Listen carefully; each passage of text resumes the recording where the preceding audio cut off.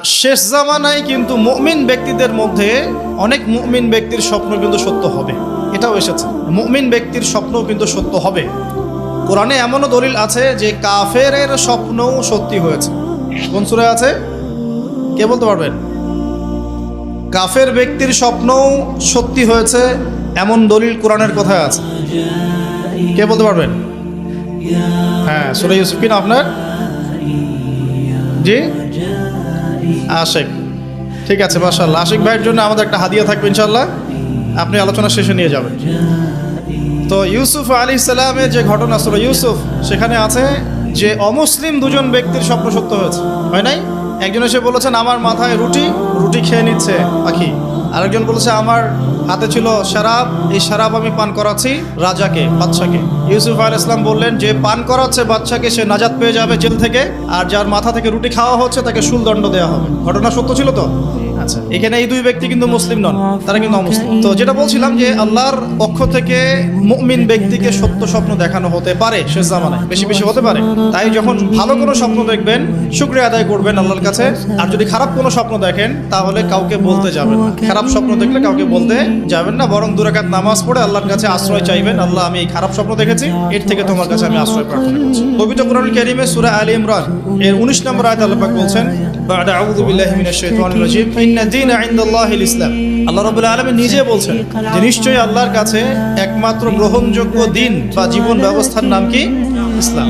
ইসলাম শব্দের অর্থ কি? আমরা বলি শান্তি। সত্যিকার অর্থে ইসলাম শব্দের অর্থ হচ্ছে আত্মসমর্পণ করা। কি করা?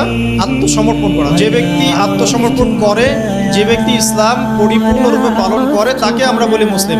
যে ব্যক্তি ইসলাম পরিপূর্ণরূপে পালন করে তাকে আমরা বলি মুসলিম। যেমন এই মুসলিম শব্দের সাথে যে নবীর নাম জড়িত সেটা হলো, তিনি হলেন ইব্রাহিম আলাইহিস সালাম। সূরা হজ পড়ে দেখবেন, হুয়া সাম্মাকুমুল মুসলিমিন, তিনি তোমাদের নাম দিয়েছেন মুসলিম, এই জাতির নাম দিয়েছেন। তিনি আমাদের জাতির পিতা, মুসলিম জাতির পিতা।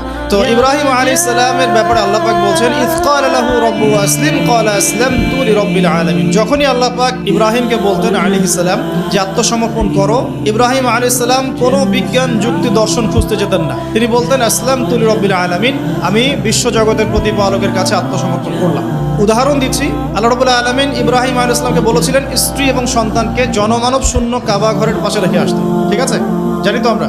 ইব্রাহিম আলাইহিস সালাম জানতেন সেখানে কোনো মানুষ নেই, কোনো পানি নেই, কোনো প্রাণীও নেই, না খাবার আছে, না পানি আছে, না কোনো প্রাণী আছে।